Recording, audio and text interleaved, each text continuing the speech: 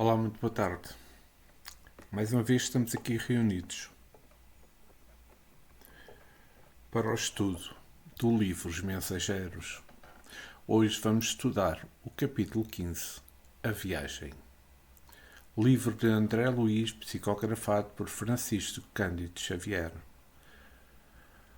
Mas antes de iniciar o estudo, quero pedir ao nosso Mestre Jesus, ao mentor deste trabalho, aos meus guias espirituais, para que eu possa ter a paz, o discernimento, para tentar-vos explicar, convosco, estudar este capítulo do livro Os Mensageiros.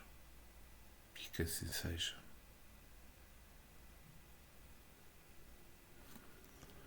Vamos então dar início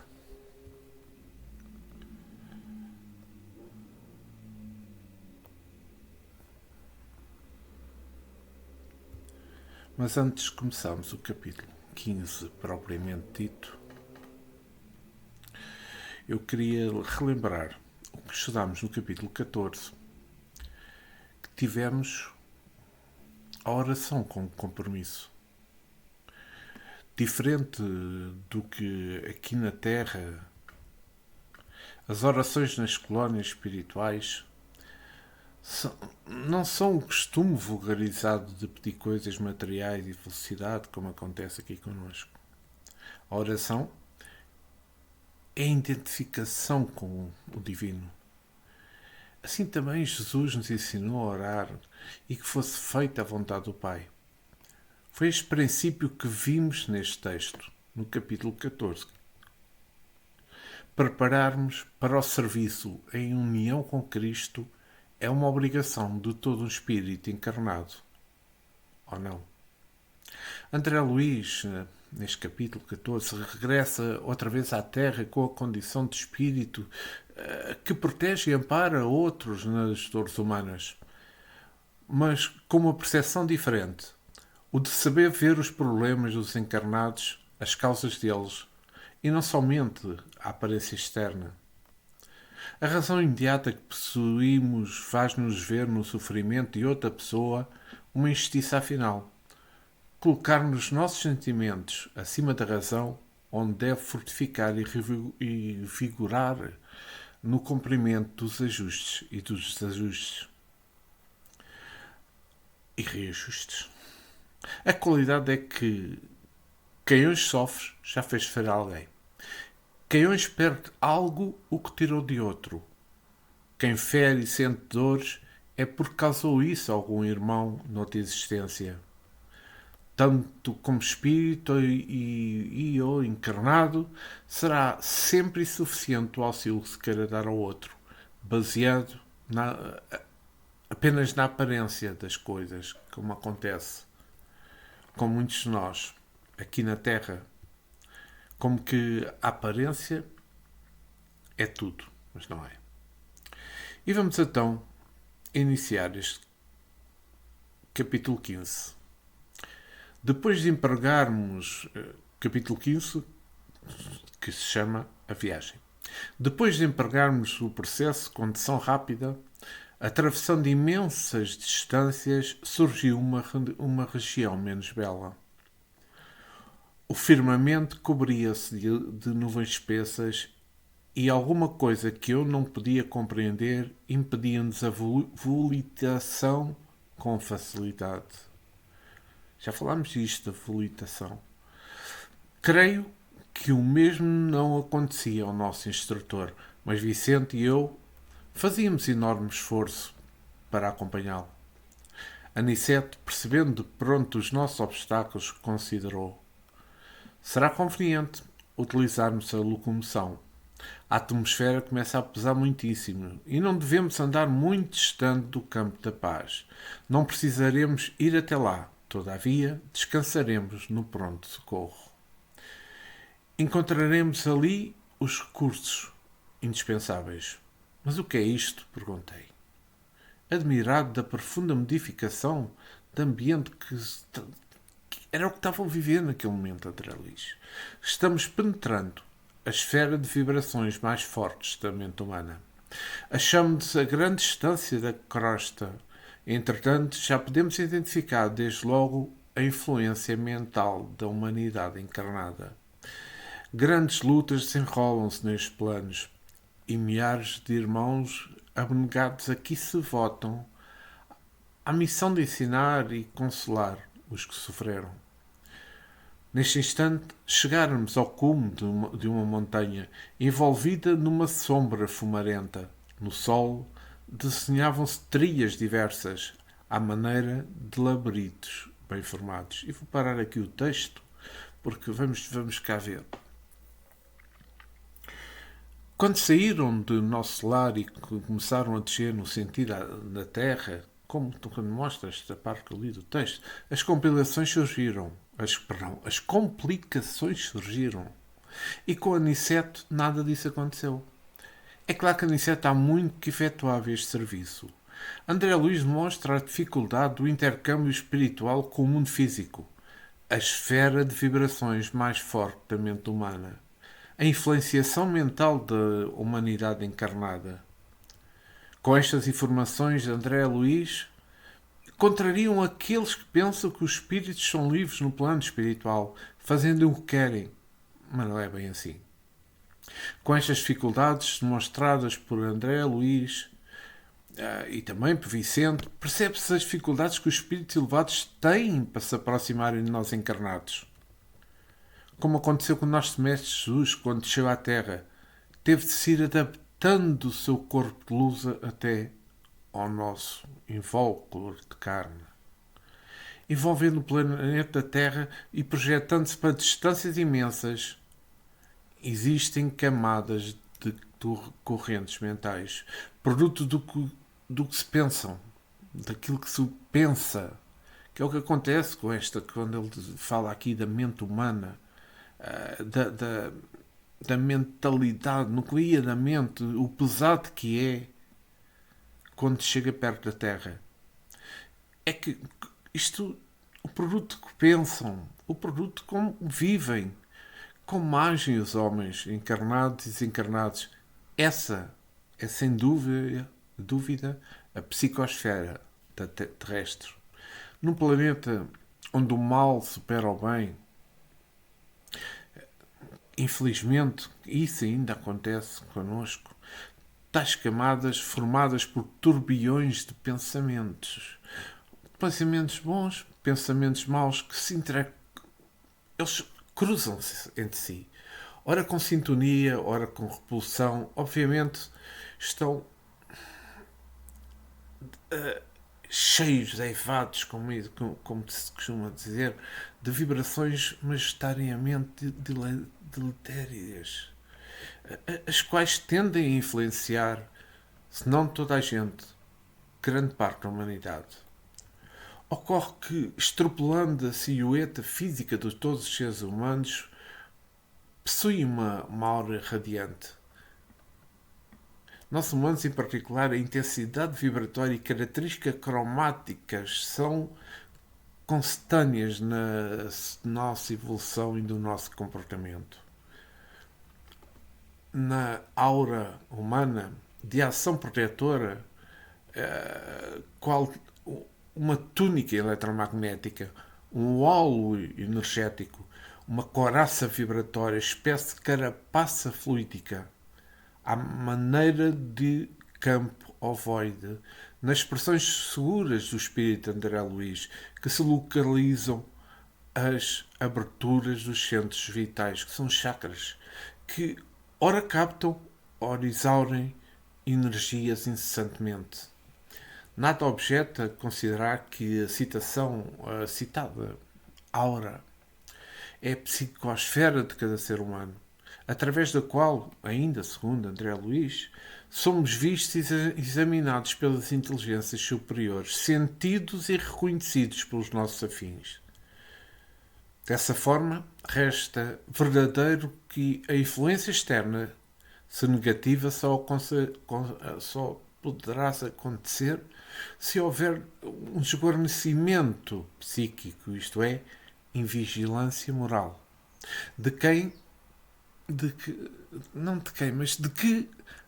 A nossa aura dará identificação infalsificável.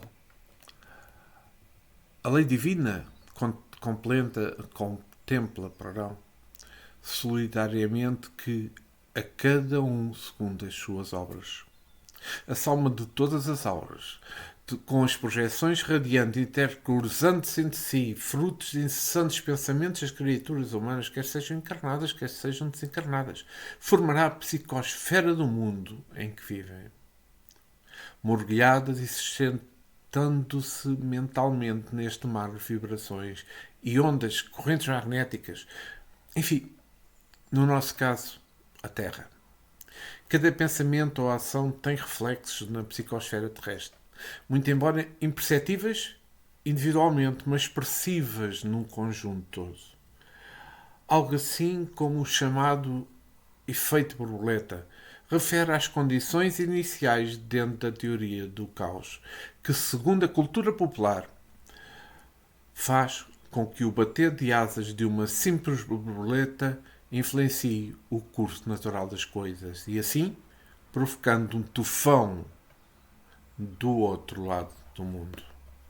Espero que com esta interpretação que eu fiz tenham percebido esta primeira parte que lemos do capítulo 15. Observando a estranheza, Anicete falou com otimismo. Sigamos, neste momento, ó Deus da bondade. Alguma coisa imprevista me felicitava o coração. Contrastando as sombras, raios de luz desprendiam-se intensamente dos nossos corpos. Extraordinária comoção apossou-se-me d'alma. Vicente e eu ajoelhámos a um só tempo, banhado em lágrimas, enviando ao Eterno os nossos profundos agradecimentos em votos de júbilo fervoroso. Estávamos embriagados de ventura. Era a primeira vez que me vestia de luz. Luz que se irradiava em todas as células do meu corpo espiritual. Aniceto, que se mantinha de pé, a contemplar-nos com expressão de alegria, falou comovidamente. Muito bem, meus amigos. Agradeçamos a Deus os dons do amor, sabedoria e de misericórdia. Saibamos manifestar ao Pai o nosso reconhecimento. Quem não sabe agradecer, não sabe receber e muito menos pedir. E vou parar aqui o texto para fazer aqui uma interpretação desta parte. Peço imensa desculpa.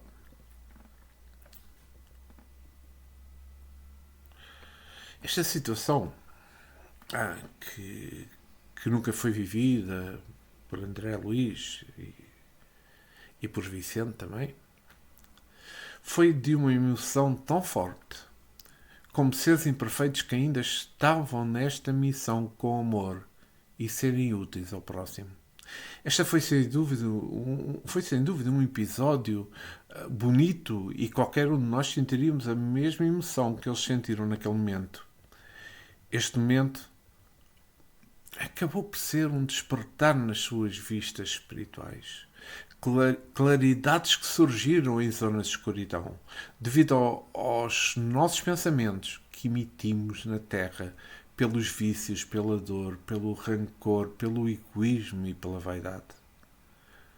O poder da oração, na sua importância, foi um aprendizado que tiveram em nosso lar. E neste momento estão ajoelhados, rezando a Deus, com Aniceto a frisar que devemos agradecer a Deus em todos os momentos da vida. E aqui relembro o Evangelho segundo o Espiritismo de Allan Kardec, no capítulo 27, item 11, onde ele diz: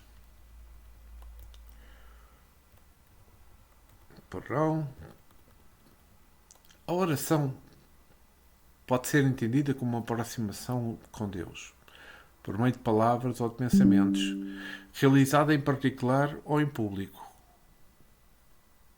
Inclui um ato de louvor ou adoração, um agradecimento ou um pedido. A prece É um ato de adoração. Orar a Deus é pensar nele, é aproximar-se dele, é pôr-se em comunicação com ele. Pela prece poderemos fazer 3 coisas: louvar, pedir e agradecer. Pela prece, o homem atrai o concurso dos espíritos bons, que vêm sustentá-lo em suas boas resoluções, inspirar-lhe bons pensamentos. Ele adquire, desse modo, a força moral necessária para vencer as dificuldades e voltar ao caminho reto que deste se afastou. Por este motivo, pode-se também desviar de si os males que atrairia pelas suas próprias faltas. E no capítulo 28, também do Evangelho segundo o Espiritismo, o item 1, a principal qualidade da prece é ser clara, simples e concisa, sem fraseologia inútil, nem luxo de epitetos que são apenas enfeites de lantejoulas. Cada palavra deve ter o seu alcance próprio, despertar uma ideia, mover uma fibra. Numa palavra deve fazer refletir somente sob a condição, a prece pode alcançar o objetivo. De outro modo, não passa de um ruído. Que importante isto de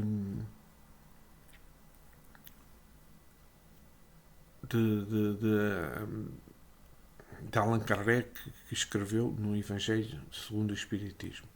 Eu penso que aqui percebemos realmente a importância que por vezes nós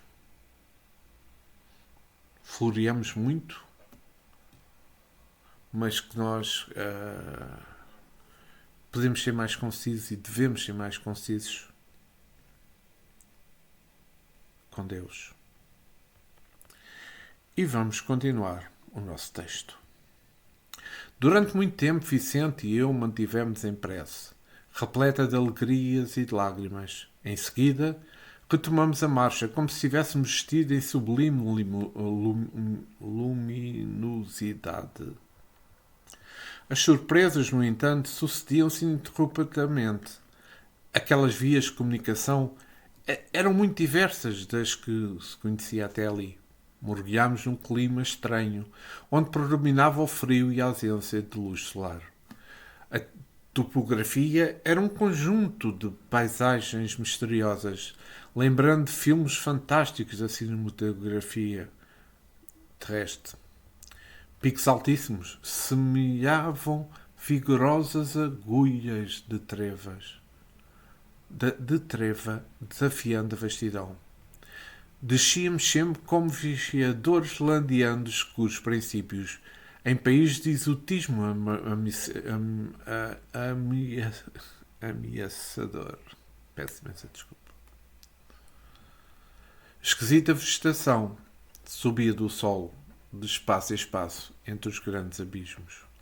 Aves de horripilante aspecto surgiam medrosas, de quando em quando, enchendo o silêncio dos pios angustiosos. Rija ventania soprava em todas as direções. E vou parar aqui para fazer um pequeno comentário, porque esta parte deste capítulo mostra-nos um ambiente sem energia solar, um ambiente feio, um ambiente escuro, onde as trevas predominavam como sendo o que vemos em certos filmes que retratam este tipo de ambientes. André Luiz tentava retratar aves de aspecto arrepiante, como um ambiente horrível, como um piar assustador. Tudo o que foi mencionado neste livro para nós é algo que devemos atender de uma forma muito séria. Não estamos aqui a comentar ficção, mas sim uma realidade, que onde temos de demonstrar seriedade. É algo novo para nós o que se passa na crosta terrestre. Eu relembro a crosta terrestre o que é. Vamos lá ver. A crosta terrestre não é um local de habitação dos espíritos, propriamente dito, mas sim o próprio plano terreno. Aqui é onde se encontram alguns espíritos vagantes, errantes e sem rumo. Alguns nem sequer têm consciência de que aqui estão. talvez presos pelas vidas anteriores ou por não saberem que morreram. Esse geralmente é dado o nome de almas penadas. A maioria dos fantasmas vistos por aí ou são lémures ou são espíritos desta categoria de alma penada. A crosta não é um local de habitação contínua, mas na verdade há uma interseção entre o umbral e a crosta. Então, através do magnetismo, ou seja, do pensamento, é possível do espírito em desequilíbrio alternar muitas vezes sem consciência entre um plano e outro. Mas a verdade seja dita, nós nem conhecemos a dimensão do onde vivemos. Nós não conhecemos o nosso corpo de carne. Esta é que é pura realidade. Quanto mais conhecemos estas zonas da crosta terrestre. E vamos para outro slide.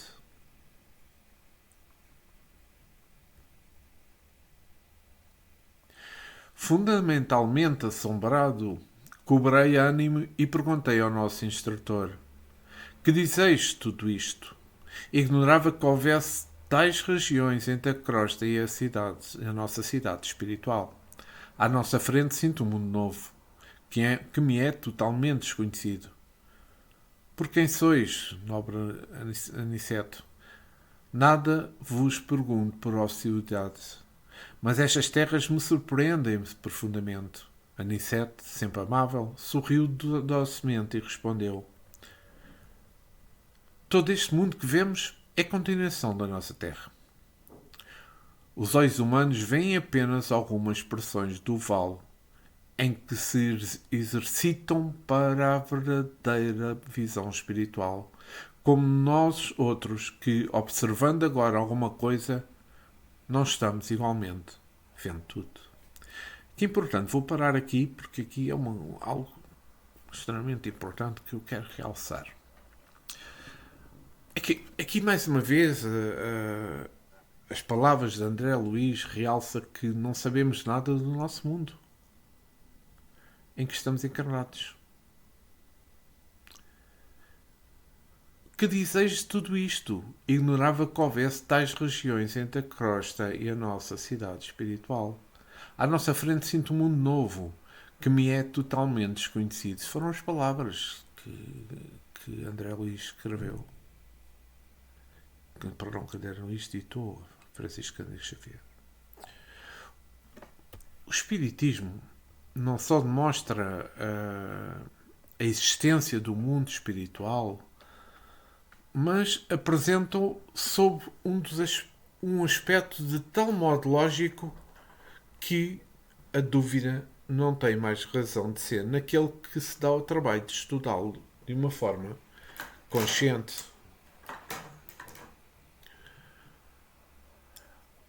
Tirando um extrato do que eu tirei do livro O Nosso Lar, de André Luiz, onde ele diz: o umbral começa na crosta terrestre. É a zona obscura de quantos no mundo não se resolveram a atravessar as portas dos deveres sagrados, a fim de cumpri-los, desmorando-se no vale da indecisão ou no pântano dos erros numerosos.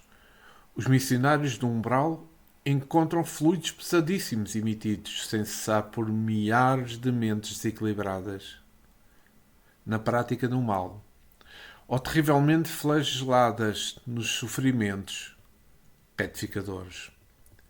É necessário muita coragem e muita renúncia para ajudar a quem nada compreende do auxílio que se oferece. Vejam que isto foi este extrato eu tirei do livro O Nosso Lar, que nós já estudamos. Vejam a importância destas palavras. Vamos continuar com o nosso texto. Este André é um domínio diferente. A percepção humana não consegue apreender senão determinado número de vibrações. Comparando as restritas possibilidades humanas com as grandezas do universo infinito, Os sentidos físicos são muitíssimos limitados. O homem recebe reduzido noticiário do mundo que lhe é moradia. É verdade que tem devassado com sua ciência problemas profundos. A astronomia terrestre conhece o Sol, por medidas aproximadas, é 1.300.000 vezes maior do que a Terra e que a estrela Capella é 5.800 vezes maior do que o nosso Sol. Sabe-se que Arturo equivale a milhares de sóis, iguais aos que o que nos elimina. Está informada de que Canopus corresponde a 8.760 sóis idênticos ao nosso, reunidos. Mediu a distância entre o nosso planeta e a Lua. Acompanha certos fenómenos em Marte, Saturno, Júpiter, Vênus. Ronda os milhões de Sol aglomerados na Via Láctea. Conhece as estrelas variáveis, as nebulosas, espiras e difusas. E não param por aqui. As observações humanas na grande limitada e ilimitada do macrocosmos. A ciência vai igualmente aos círculos atómicos, analisa a materialização da energia, o movimento dos elétrons, estuda o bombardeio de átomos e a esquadrinha corpúsculos diversos. Mas todo esse trabalho, com a colaboração de lunetas de alta potência e dos geradores de milhões de volts, ainda é um serviço que apenas identifica os aspectos exteriores da vida. Há, porém, André, outros mundos úteis, dentro dos mundos grosseiros, maravilhosas esferas que se interpenetram. O olho humano sob variadas limitações e todas as lentes físicas reunidas não conseguiriam compreender o campo da alma, que exige o desenvolvimento das faculdades espirituais para tornar-se perceptível.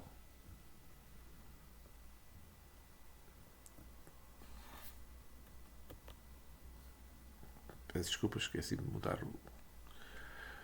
A eletricidade e o magnetismo são duas correntes poderosas que começam a descortinar aos nossos irmãos encarnados alguma coisa dos infinitos potenciais do invisível. Mas é ainda cedo para cogitarmos de êxito completo. Somente ao homem de sentidos espirituais desenvolvidos é possível revelar alguns pormenores das paisagens dos nossos olhos. A maioria das criaturas ligadas à crosta terrestre não entende estas verdades, senão após perderem os laços físicos mais grosseiros. É da lei que não devemos senão ver o que possamos observar com proveito. E aqui vou parar, simplesmente porque... fazendo um pequeno comentário.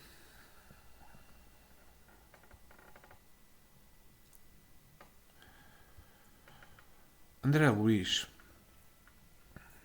esta sua narração é uma autêntica lição de detalhes de um parágrafo, ter nem 7 simples parágrafos. Na altura deste livro estávamos em 1944, data do prefácio. Na altura a ciência ainda não tinha conhecimento destes factos.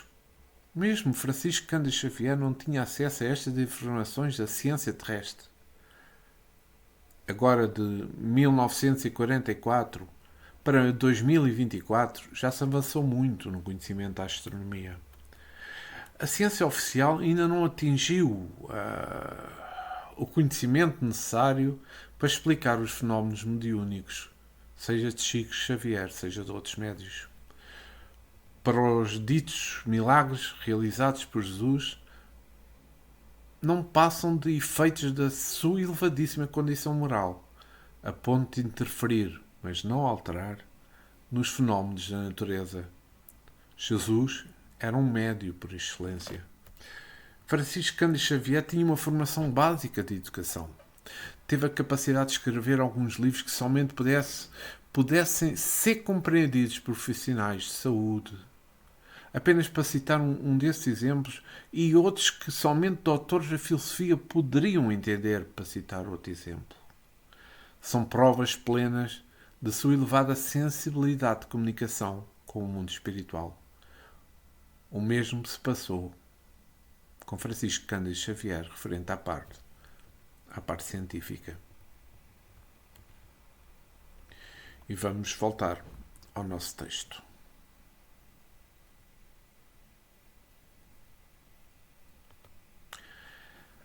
Nessa altura, Aniceto calou-se. Comovido com as instruções, guardei religioso silêncio. Agora, em meio das sombras, divisava alguns vultos negros que pareciam fugir apressados, confundindo-se na treva das furnas próximas. Nosso orientador avisou cauteloso. Procuremos interromper os efeitos luminosos do nosso corpo espiritual. Bastará que pensem com vigor na necessidade dessa providência. Estamos atravessando a extensa zona a que se acolhem muitos desventurados, e não é justo humilhar os que sofrem com a exibição dos nossos bens. Obedecendo ao conselho, verifiquei o efeito imediato. Os fios de luz que me irradiavam do corpo apagaram-se como por encanto. A excursão tornou-se menos agradável. Descíamos milagrosamente através de despenhadeiros de longa extensão. A sombra fizera-se mais densa, a ventania mais lamentosa e impressionante. Após algum tempo de marcha em silêncio, divisamos ao longe um grande castelo iluminado. Aniceto fez um gesto significativo com o indicador e explicou. É um dos postos de socorro de campo da paz. E vou parar aqui para poder fazermos um comentário sobre esta parte. É que percebemos neste capítulo que pouco a pouco, não, mas falando de outra forma, nós entendemos e percebemos neste capítulo que pouco ou nada sabemos. É a realidade. Mas uma coisa podemos já entender, que existe vida além da nossa dimensão. Vivemos neste momento num planeta que tem 7 dimensões. Como anteriormente já tinha mencionado noutro capítulo, que tem várias divisões, por exemplo, o que vem referido neste capítulo. Cada dimensão tem as suas características e o seu grau de evolução. Esclarecendo é que depois da zona tenebrosa, a viagem tornou-se mais confortável, onde avistaram o posto de socorro de campo da paz. Resumindo, a descida de André Luís e Vicente, mais o seu tutor, Aniceto, rico em informações, como é óbvio, observamos que a atmosfera espiritual da Terra depende do padrão mental dos encarnados. Foi o resumo que nós estamos a fazer. Somos nós que poluímos ou purificamos por meio do que emitimos no nosso cotidiano. Pensamos mesquinhos, raiva, dor, medo, amor, alegria, esperança, paz, alteram de forma significativa o nosso ambiente espiritual e, claro, o ambiente espiritual coletivo da Terra. Isto nos leva a um pensamento. Qual a atmosfera espiritual do nosso ambiente doméstico? Como é a vibração e o magnético da nossa casa, do nosso quarto, do nosso carro, do nosso trabalho? É que nós somos capazes de manter um ambiente baixo ou alto no ambiente que estamos ou por aquilo que nós queremos? Mesmo estando encarnado o nosso espírito se influencia pelo ambiente em que estamos inseridos e pode ser influenciado por ele. Mesmo ainda distantes da crosta terrestre, tanto André Luís como Vicente e também Aniceto sentiam a pressão funesta dos pensamentos coletivos dos humanos, levando-os a precaverem-se. Uma comparação que eu achei bastante interessante é entre o ambiente turvo que vivemos e o charco, de onde se encontram os vermes, pois ainda somos como vermes que vivem na lama. É uma comparação que eu achei interessante. O que sempre nos ensina e pouco praticamos. Quem não sabe agradecer, não sabe agradecer, muito menos pedir. Foi o que tenho dito. A Aniceto nos informa que a nossa pequenez em relação ao cosmo infinito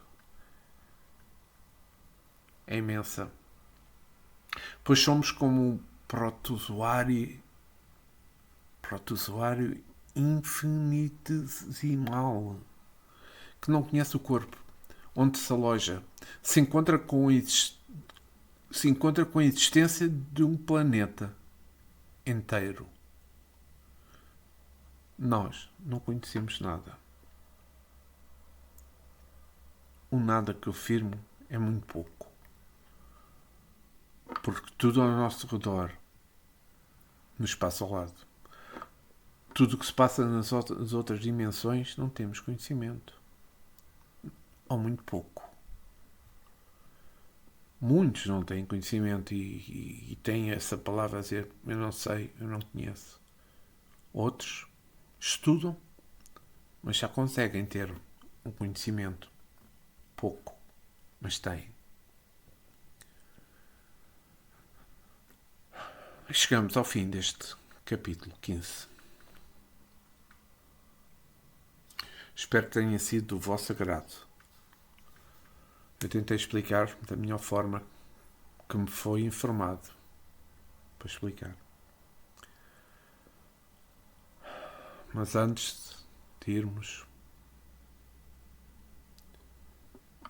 quero agradecer ao nosso Mestre Jesus, ao mentor deste trabalho, aos nossos guias, pela paz, pelo amor, pelo discernimento que nos permitiram ter neste momento de estudo e também naqueles que irão ouvir posteriormente. Jesus, fica connosco agora e sempre. Que assim seja.